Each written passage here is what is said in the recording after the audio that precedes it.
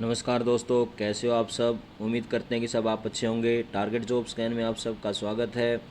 जैसा कि आपको पता है कि माँ बाप का सपना पूरा करने वाला करंट अफेयर्स डेली आपको 8 से 10 क्वेश्चन करंट अफेयर से संबंधित और स्ट्रैटेजिक के संबंधित कवर करता है। और साथ में हम पढ़ते हैं डेली गायत्री मंत्र डोज। आइए हम बात करते हैं सबसे पहले मोटिवेशनल कोट के बारे में। उम्र का मोड़ चाहे कोई भी हो, बस धड़कनों में नशा जीत का होना चाहिए। दोस्तों, जीवन में अगर आपने कुछ करना है तो उसमें उम्र का कभी भी आपको बहाना नहीं बनाना चाहिए। उम्र, अगर आपके अंदर जोश है, उम्र आपके सामने फीके पड़ जाती है। और लगातार आप मेहनत करते हैं तो ज़िंदगी में ज़रूर सफल होते हैं। और उस सफलता के पीछे अपने माँ बाप का आपने बिल्कुल ध्यान रखना चाहिए और अपने माँ बाप का सपना पूरा करना चाहिए। अब बात करते हैं डेली गायत्री मंत्र डोज के बारे में। ऑस्ट्रेलिया से भारत में क्या क्या चीज़ें ली गई। तो ऑस्ट्रेलिया से अगर बात करें तो प्रस्तावना की भाषा ऑस्ट्रेलिया से ली गई।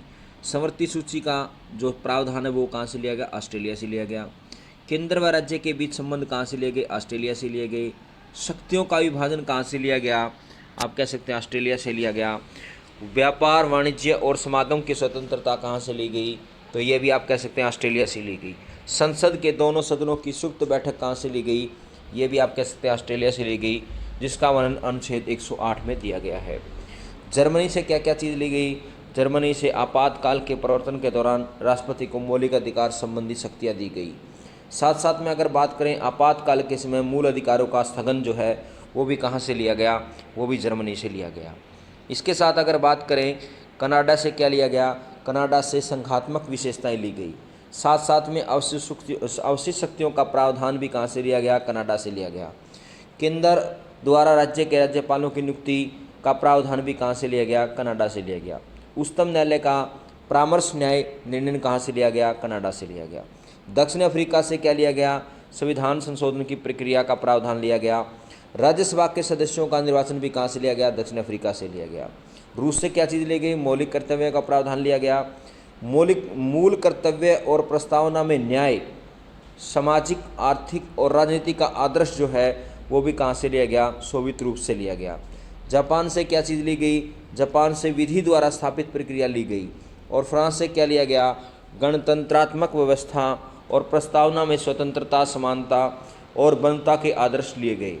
इसके साथ अगर बात करें दोस्तों, हाल ही में IRBI की रिपोर्ट के अनुसार 2000 रुपये के कितने नोट बैंकिंग प्रणाली में वापस आए हैं, तो ये आप कह सकते हैं 97.76 जो हैं ये आप कह सकते हैं नोट जो हैं वापस आए हैं।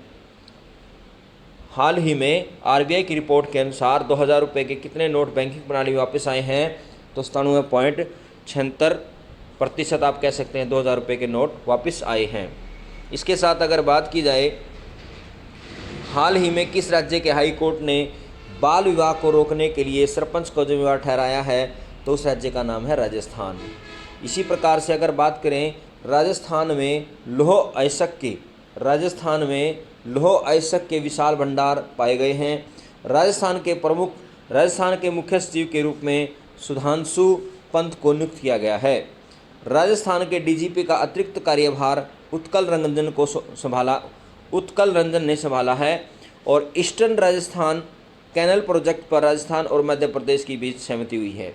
यानी ईस्टर्न राजस्थान जो कैनल प्रोजेक्ट है उस पर किन किन राज्यों ने हस्ताक्षर किए हैं, तो राजस्थान और मध्य प्रदेश ने आप कहते हैं हस्ताक्षर किए हैं। इसके साथ अगर बात की जाए, हाल ही में यूनिसेफ इंडिया की नेशनल एम्बेसडर कौन बनी है, तो उनका नाम है करीना कपूर।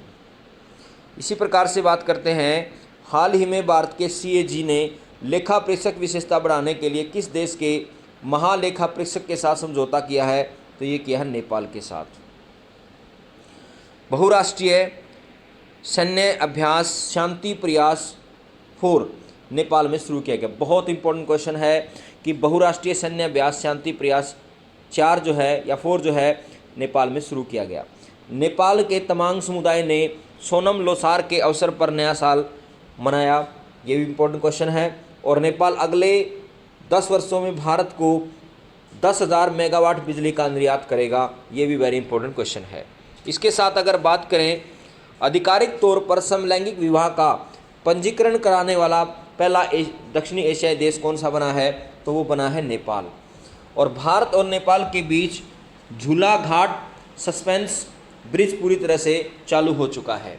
यानी भारत और नेपाल के बीच झूला घाट सस्पेंस ब्रिज पूरी तरह से चालू हो चुका है। इसके साथ अगर बात की जाए, हाल ही में किसने अंतर्राष्ट्रीय समाचार पत्र ने डिजाइन प्रतियोगिता में 3 पुरस्कार जीते हैं? तो उस आप कहते हैं समाचार पत्र का नाम है द हिंदू। यानी द हिंदू ने अंतर्राष्ट्रीय समाचार पत्र डिजाइन प्रतियोगिता में 3 पुरस्कार जीते हैं। इसके साथ अगर बात की जाए, हाल ही में कौन UNFPA की बैठक में भारत का प्रतिनिधित्व करेगी? तो उनका नाम है नीरू यादव। यानी नीरू यादव जो हैं UNFPA की बैठक में भारत का प्रतिनिधित्व करेंगी। इसके साथ अगर बात की जाए, हाल ही में किसने दूसरी बार AFC अंडर-23 एशियाई कप जीता है? तो जीता है जापान ने। इसके साथ अगर बात की जाए, जापान में 1000 वर्ष पुराना सोमिनी साई महोत्सव समाप्त हुआ है। यानी जापान के अंदर एक आप कह सकते हैं बहुत ही पुराना महोत्सव था जो 1000 वर्ष पुराना था, जिसका नाम था सोमिनी साई महोत्सव, उसको समाप्त कर दिया गया। जापान दुनिया का पहला लकड़ी का उपग्रह लॉन्च करेगा। जापान विश्व में एक ऐसा देश है जो लकड़ी का उपग्रह लॉन्च करेगा। जापान को समुद्र के अंदर ज्वालामुखी विस्फोट के बाद नया द्वीप मिला है। यानी जापान के समुद्र के अंदर क्या मिला है? एक ज्वालामुखी का विस्फोट हुआ है और वहां पर एक नया द्वीप मिला है। इसरो जापान की स्पेस एजेंसी की मदद से अगला चांद मिशन पूरा करेगा। वेरी इंपॉर्टेंट क्वेश्चन है। जो भारत का इसरो है वो जापान की स्पेस एजेंसी की मदद से अगला चांद मिशन पूरा करेगा। इसके साथ अगर बात की जाए, जापान के योकोहामा में डांसिंग पिचाकू कार्यक्रम का आयोजन किया गया। वेरी इंपॉर्टेंट क्वेश्चन है। जापान के योकोहामा में डांसिंग पिचाकू कार्यक्रम का आयोजन किया गया।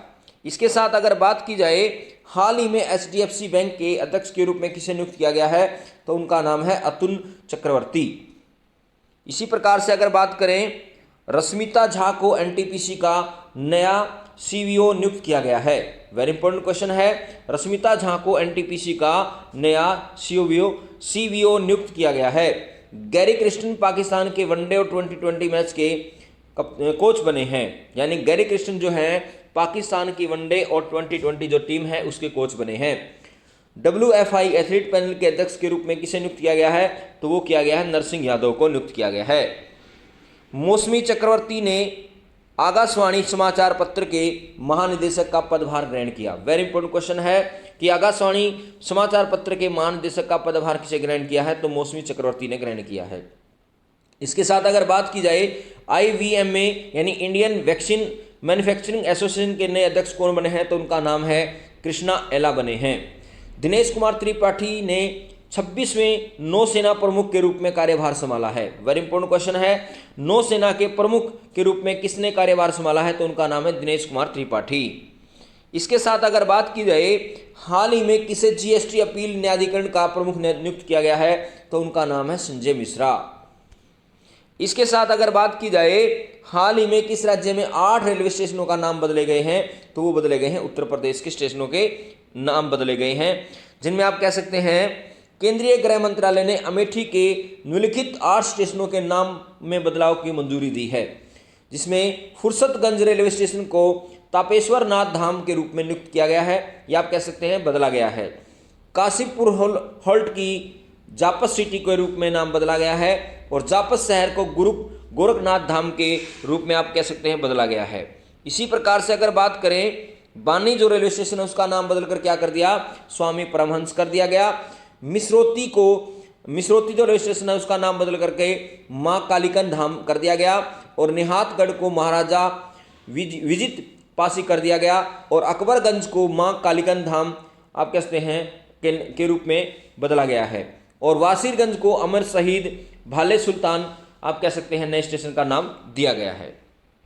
इसी प्रकार से अगर बात करें, हाल ही में किसने वायुसेना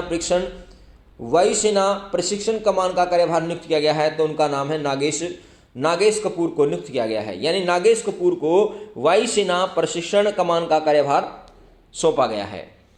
हाल ही में किसने नो झंझट लाइफ इंश्योरेंस फटाफट अभियान की शुरुआत की है? तो उस बैंक का नाम है HDFC लाइफ बैंक जो है उसने नो झंझट लाइफ इंश्योरेंस फटाफट अभियान की शुरुआत की है। हाल ही में अंतर्राष्ट्रीय अग्निशमन दिवस कब मनाया गया? तो ये मनाया गया 4 मई को।